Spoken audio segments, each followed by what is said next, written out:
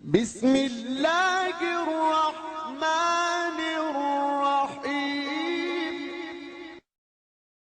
انما يخشى الله من عباده العلماء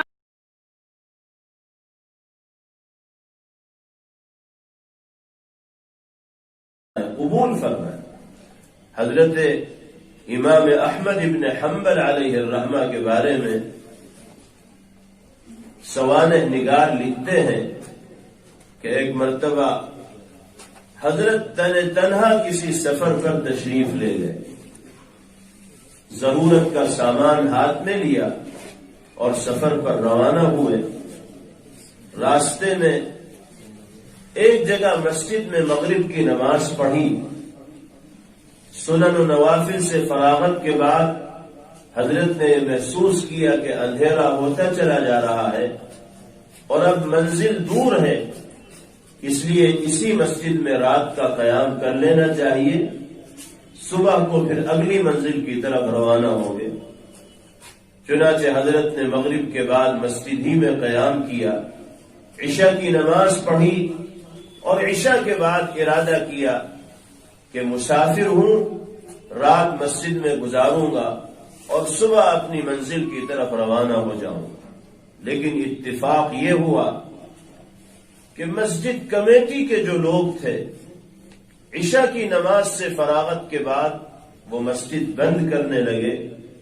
حضرت نے ان سے درخواست بھی کی کہ میں ایک مسافر ہوں، یہاں قیام کرنا چاہتا ہوں، لیکن لوگوں نے قیام کی اجازت نہ دی۔ بالآخر مجبور ہو کر حضرت کو مسجد سے باہر آنا پڑا۔ مسجد کے دروازے کے سامنے حضرت سامان لیے ہوئے کھڑے تھے تو مسجد ہی کے سامنے ایک نان بائی کی دکان تھی جو نان بنایا کرتا تھا، روٹیاں بنایا کرتا تھا۔ اس کی نگاہ حضرت امام احمد ابن حنبل علیہ الرحمہ پر پڑی تو اس کو ترس آیا۔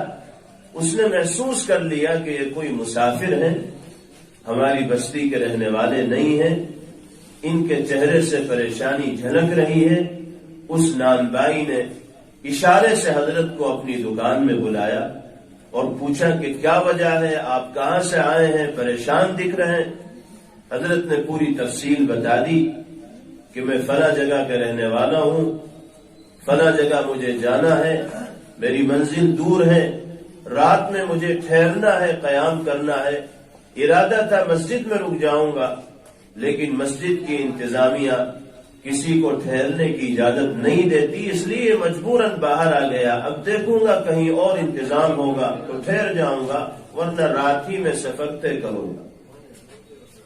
تو اس نان بائی نے کہا کہ آپ کو پریشان ہونے کی ضرورت نہیں، آپ میرے مہمان ہیں، جب تک میں دکان میں ہوں آپ میرے ساتھ دکان میں رہیے، پھر میں گھر جاؤں گا تو آپ کو اپنے ساتھ گھر لے کر جاؤں گا، اور جیسا انتظام میرے پاس ہے آپ کی خدمت میں پیش کروں گا اور آپ کو اپنا مہمان بنا کر رکھوں گا۔ حضرت نے اس کا شکریہ ادا کیا، اس کی دکان پر بیٹھ گئے۔ لیکن وہاں حضرت امام احمد ابن حنبل علیہ الرحمہ فرماتے ہیں کہ میں نے اس روٹی پکانے والے کو دیکھا کہ مسلسل اس کی زبان پر استغفر اللہ استغفر اللہ استغفر اللہ کا جملہ آ رہا تھا۔ وہ پیڑا بنانا شروع کرتا تو استغفر اللہ کہتا، پیڑا بنا کر فارغ ہوتا تو استغفر اللہ کہتا، اس پیڑے کو ٹیبل پر رکھتا تو استغفر اللہ کہتا، پھر اس پیڑے کو اٹھا کر تندور پر لگاتا، اس کی روٹی بناتا، نان بناتا تو استغفر اللہ کہتا، نان کو سیک کر نکالتا تو استغفر اللہ کہتا۔ گویا کہ ہر عمل کے شروع میں اور ہر عمل کے ختم پر وہ استغفر اللہ استغفر اللہ استغفر اللہ کہہ رہا۔ امام احمد ابن حنبل علیہ الرحمہ نے بڑے رشک کے ساتھ اس کے اس عمل کو دیکھا کہ ایک نان پکانے والا، روٹی پکانے والا، لیکن زبان اللہ کے ذکر میں ایسی آباد ہے کہ غیر اختیاری طور پر اس کی زبان سے استغفار کے جملے ادا ہو رہے ہیں۔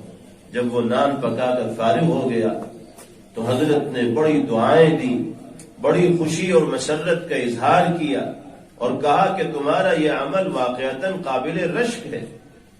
اس نے کہا کہ حضرت مجھے استغفار کی کثرت سے اتنے فوائد ہوئے ہیں، اتنے منافع ہوئے ہیں کہ میں اسے بیان نہیں کر سکتا، اور سب سے بڑا فائدہ استغفار کی کثرت سے جو میں محسوس کرتا ہوں وہ یہ ہے کہ اللہ نے مجھے مستجاب الدعوات بنا دیا ہے۔ جو میں اللہ سے مانگتا ہوں میرا مالک مجھے عطا کرتا ہے۔ مجھے تو ایسا محسوس ہوتا ہے کہ زندگی میری مرضی کے مطابق گزر رہی ہے۔ کبھی بھی کوئی مسئلہ پیش آتا ہے میں اللہ سے لو لگاتا ہوں، فریاد کرتا ہوں، مجھے اگلے ہی لمحے اپنی فریاد پوری ہوتی ہوئی دکھائی دینے لگتی۔ البتہ ایک دعا اب تک مجھے قبول ہوتی ہوئی محسوس نہ ہوئی، میں بس اسی دعا کی قبولیت کے انتظار میں ہوں، ورنہ اللہ نے اپنے کرم سے اور استغفار کے اہتمام کے نتیجے میں میری ساری دعاؤں کو قبول کیا۔ ایک دعا میری ابھی قبول نہیں ہو سکی، دیکھیے کب اللہ اس کی قبولیت کا دن لاتے۔ حضرت نے پوچھا کہ وہ کون سی دعا ہے؟ تو اس نان بھائی نے جواب دیا کہ ہمارے علاقے سے دور ایک بڑے محدث اللہ والے اور بزرگ زندگی گزارتے ہیں جن کا تذکرہ میں نے بہت سو سے سنا ہے، اور ان کے بارے میں سن کر میری طبیعت مچل رہی ہے کہ میں کسی طرح جا کر ان سے ملاقات کر لوں، ان کی خدمت میں بیٹھ جاؤں، ان کی دعائیں لے لوں اور ان کی زیارت کا شرف حاصل کر لوں، لیکن مجھے یہ دکان، میری یہ محنت، میرا یہ کام یہاں سے جانے نہیں دیتا۔ بار بار سوچنے کے باوجود میں حضرت کی خدمت میں نہیں جا سکا، دعا بھی کر رہا ہوں، استغفار بھی کر رہا ہوں، لیکن میری یہ خواہش پوری نہیں ہوتی۔ حضرت امام احمد ابن حنبل علیہ الرحمہ نے جب اس کی یہ خواہش سنی تو کھڑے ہو کر اس کو اپنے سینے سے لگایا اور ارشاد فرمایا کہ احمد ابن حنبل میرا ہی نام ہے۔ یہ سن کر اس نان بائی کی آنکھوں سے آنسوؤں کی جھڑی لگ گئی۔ امام احمد ابن حنبل علیہ الرحمہ کی آنکھیں بھی بھیگ گئیں، اور یقین ہوا اس بات پر کہ جب ایمان والا صدق نیت کے ساتھ اللہ کے حضور اپنے گناہوں کے سلسلے میں نادم و شرمندہ ہو کر معافی مانگتا ہے تو اللہ ہر طرح کی بھلائیوں سے اس کو سرفراز فرماتے ہیں اور مستجاب الدعوات بھی اس کو بناتے ہیں۔